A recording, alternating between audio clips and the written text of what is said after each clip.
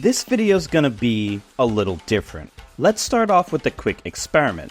I'm gonna show you two clips side by side of a Ryu combo from Street Fighter 3 and then one from Street Fighter 6. Pay close attention to them and remember them for later. Got it? Okay, good.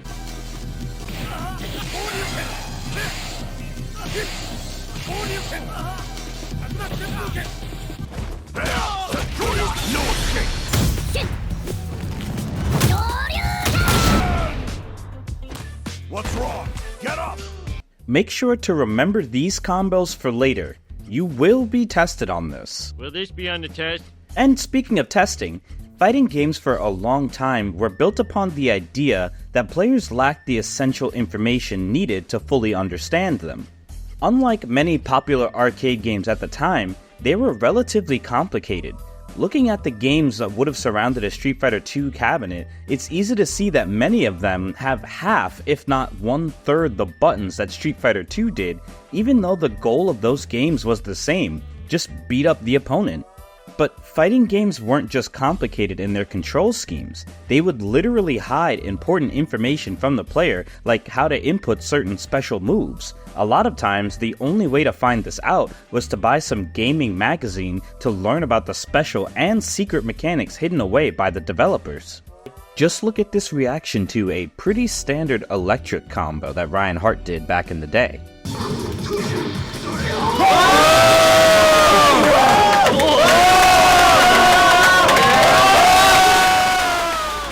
You don't really find things like this in other forms of art.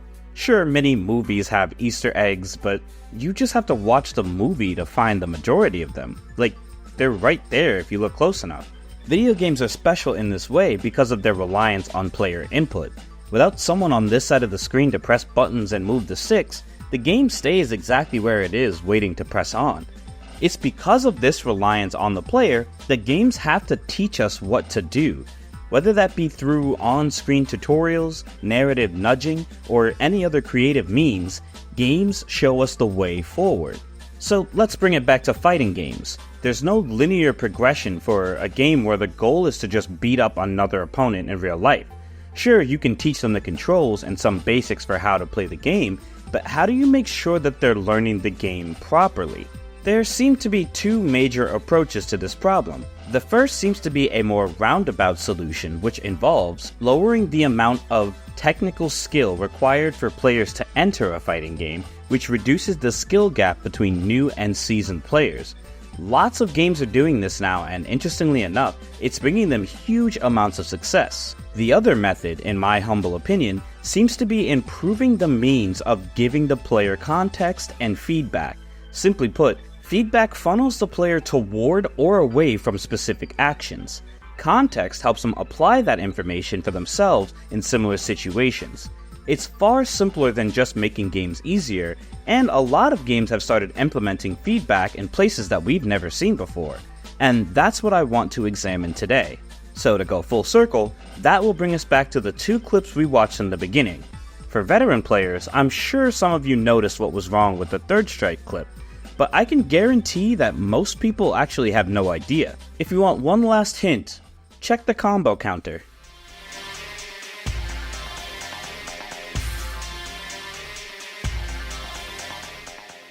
Alright, so did you figure it out? In Street Fighter 3, like many fighting games before and after it, the combo counter only appears after a combo is complete. For games that were arcade focused, this makes sense as the amount of points given for a combo is also listed with the number of hits. The only time there's a problem with this is when the first and second hit of a combo don't actually link, which is the case with the combo that I showed you before. If this happened during a match and you weren't counting the hits in real time, or you didn't know that the combo was supposed to have 8 hits, you might not understand why this combo drops if your opponent blocks between the first 2 hits. Obviously, this can totally happen in Street Fighter 6 as well, but the odds are a lot less likely because of how much real-time feedback the game gives you. Something that might seem so small gives both players an intuitive source of information to help them understand what's happening in the game in front of them. Rhythm games provide an interesting parallel. In Guitar Hero 3, the combo counter doesn't appear until around 25 or so notes. but up until then, you get to watch your score increase in real time with each successful note. Not only that, but the song itself changes depending on if you play it correctly, and there's flames that spout from the guitar bridge, all providing the necessary feedback to let you know you're doing the right thing. Gotta be honest, I kinda think I can do expert. I was wrong. Street Fighter 3 barely has anything like that. Sure, there's sound cues and animations, but are they really as intuitive as something like this? Or like this? The beauty of it is that combo counters can serve different purposes depending on what a game is trying to teach the player. My favorite example actually comes from the Guilty Gear games. In Guilty Gear, the combo counter has always gone up with each hit in real time, but there's something special about how it counts. In Guilty Gear, like many anime fighters, players can tech out of combos if the offense messes up at any point. If the defending player doesn't tech out, the combo counter changes from blue to black, which is why the community dubs these combos as black beat combos.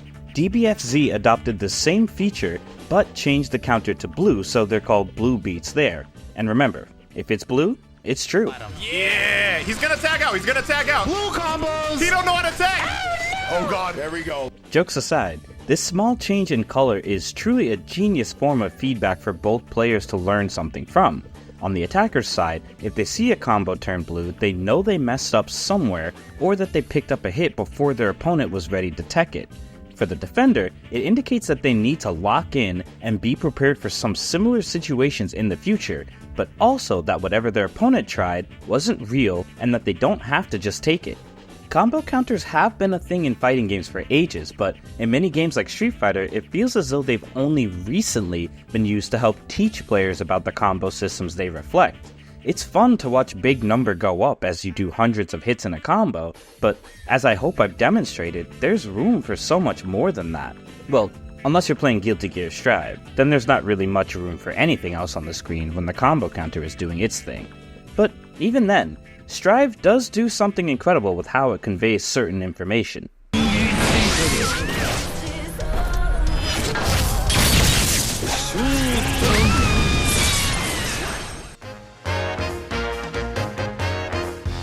Like combo counters, counter hits are nothing new in the world of fighting games. How they're implemented varies across games, but generally, they give attacks more advantage or special properties on hit, which then allows for unique conversions you couldn't get otherwise. Contextually, this is a pretty in-depth concept that is almost never directly conveyed to the player with words. Realistically, I think it's a good thing since beginners don't actually need to know about special confirms when they're focused on getting the regular confirms and combos in the first place. So the question then becomes, how do you eventually introduce counter hits to players as something for them to interact with naturally? I'm realizing I probably gave the answer away already.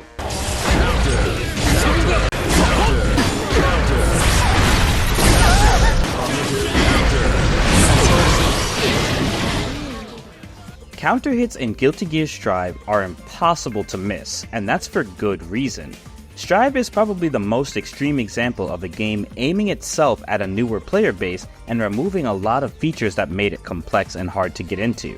Whether this decision was good or not is totally subjective, but what's not subjective is the fact that Strive is by far the most successful Guilty Gear game to date. The game owes this to many attributes like art direction and good netcode, but I want to talk about its use of context and feedback to convey information to the player. In an interview with Ars Technica, Daisuke Ishiwatari, the lead director of Guilty Gear, says this: "I think in a lot of interviews when we speak with the public, the words simple or simplified or accessibility have been tossed around a lot. That's not necessarily the intent of this development team. I think that's just, in the limited language and vocabulary that exists, the only way we were able to describe what's actually going on. That's certainly not the dev team's intent or my intent. I think it's very important to kind of understand the difference, which we feel like we really do.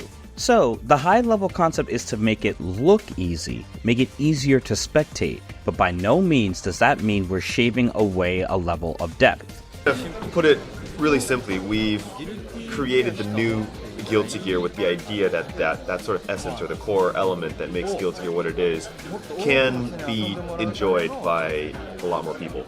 Okay. When we think of reducing the skill gap, oftentimes we do immediately think of shaving away depth, but here's the director of the game telling us that's not their intention at all. What Strive aims to do is simply show a spectator or a beginner that these things are possible. Up until very recently, fighting games have been known as hardcore and almost impossible to get into unless you dedicate hundreds of hours to them. But a major reason for that is because of how hard it was just to learn the basics. On and off the court, straight fundamentals. No funny business. In my opinion, Strive is a gold standard in terms of giving players feedback. The fact that time slows down to a crawl and a giant-ass counter appears on screen means that you literally cannot miss it. Before Strive, this was a really novel thing, especially for a mainstream fighting game. And the beauty of this counter hit system is that new players see it and can obviously tell that they can get different combos with a counter hit, but if they need to, they can still just do their regular combo that they always do until they learn a better one. By skipping the subtlety of what a counter hit is, they actually gently guide the player towards improving their own gameplay. After Guilty Gear Strive, there's an obvious shift towards doing things like this in other mainstream games. Many games then started to use different tools to convey how significant specific counters could be. Street Fighter uses a dynamic angle with visually stunning splashes of paint for punish counters. King of Fighters has a sharp zoom in and clashing sound effect, and even Tekken 8 has gone to the extent of adding special transitions when some counter hit strings land. Possibly my favorite example of something like this though comes from King of Fighters 15. Counter hits in that game are subtle on the screen, same as pretty much any other fighting game with a small text prompt that pops up. But off screen, it's somehow one of the most innovative things I've seen from a fighting game, and I have no idea why others don't do this. If you play on a pad, a counter hit will trigger a rumble in the controller, notifying you not only visually of a counter hit, but also through your sense of touch. It's a simple addition, but it can immerse you in the gameplay unlike anything else, and we really need to see more stuff like this moving forward. It's so good that I'm actually able to do counter hit confirms without the heads up display even enabled in my game. Doing so relieves a lot of the stress on my eyes, and also just makes it easier to feel in general. And I don't mention all of this to say that fighting game developers aren't innovating, by the way. There's plenty of advances being made with each generation, and especially with updates in the newer games we're playing now. In fact, there's one form of feedback that has possibly had the biggest impact on the genre, and you might not have even noticed it.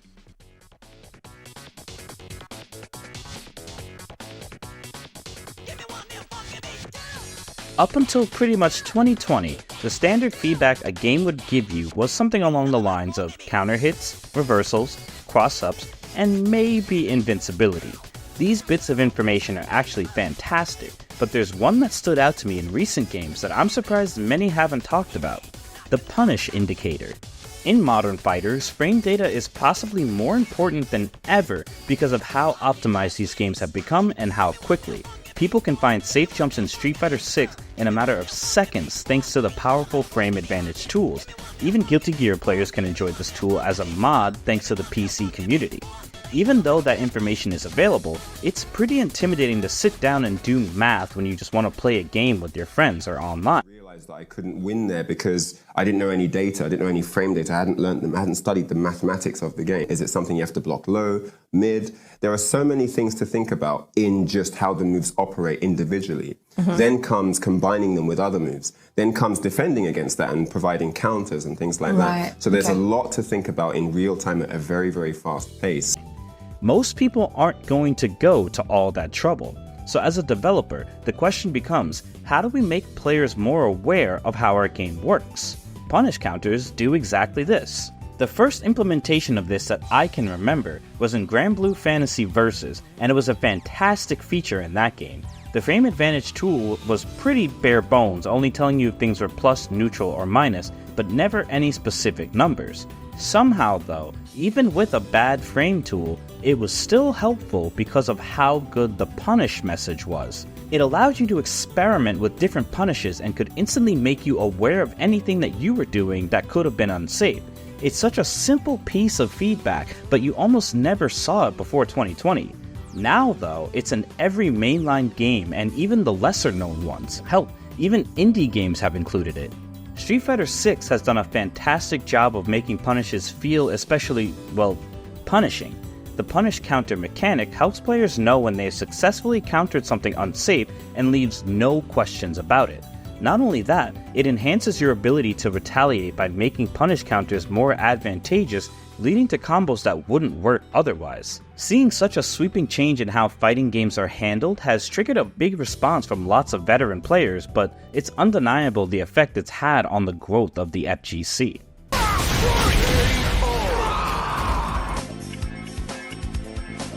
The skill gap has undoubtedly been reduced. Inputs are more lenient and gameplay is more streamlined, while fighting games are overall easier, yes, but they're also different.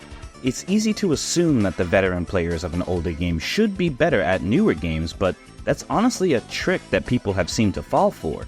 If we really want our games to innovate and try new things, so should the older players. Creating the same experience over and over is not fun for the developers and will grow tired of the same formula eventually. But even with all of this, I don't think any of these factors are the biggest things making the games easier. It's simply the fact that the games actually tell the player what's happening on screen now, allowing them to understand the game at a deeper level much faster. It's instantly told to you what's unsafe and what's safe, since the game has big slowdowns and cinematics to make you feel bad when you mess up. Giant words pop up on the screen telling you to chill out and try something else. And as I mentioned before, you can learn the ins and outs of an entire character just by scrolling Twitter on a DLC release day. Some footage of 2XKO has been circulating online, and just from watching the game, what Daisuke said in that interview starts to make way more sense. There's black beat combos, so I know that there's defensive teching. I can see what moves are invincible and what block strings aren't true, and so much more before I've even had the chance to get my hands on the game. That's huge, and leaving so little up for interpretation is how you bring more people into the scene in the first place. Hey, you landed a special. Hey, you landed a small combo. Maybe you took a round, out of many, or maybe even you took a match. And like giving a player just that little bit of inspiration, there's a number of tactics, that can be the difference between them churning or being like, yeah, actually, let me just play one more. Actually, I want to learn this, or I want to get a little better at this thing. And yeah, I've definitely seen it where when that's not the case, like people are like, they feel like, oh, I'm bad at this game. This is not for me. And so it's pretty tricky. As a community, we're sharing more and more information with each other than ever before, which makes the skill floor generally higher, but it also raises the ceiling as we've seen some truly special moments from many of these modern fighters. They aren't moments that you can possibly get from Third Strike or Marvel or whatever old game people want to swear by, and that's totally fine. The old games still have their spots and even have legacy games at EVO every year now for this exact reason. The future of fighting games is absolutely brilliant, with new players showing up and shaking the scene at a rate we've never seen before. As a genre, the games have never been more successful, and people are sticking around longer. Players are more interested in getting better now because it actually seems doable. It's no longer about being the next Diego. Instead, it's just about giving you the tools to have fun and see the genre for how beautiful it actually is. That's all I've got for now, and I really hope you enjoyed. Thanks for watching, and I'll see you in the next one.